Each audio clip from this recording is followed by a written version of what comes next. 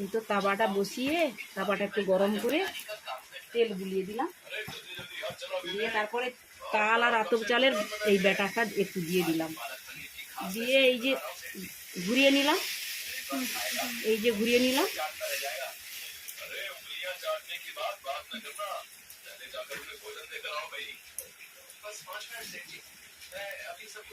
একটুক্ষণ থাকবে,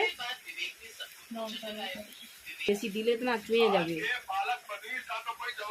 কম জ্বালানিতে ভালো হয়, আর বেশি জ্বালানি দিলে হবে না।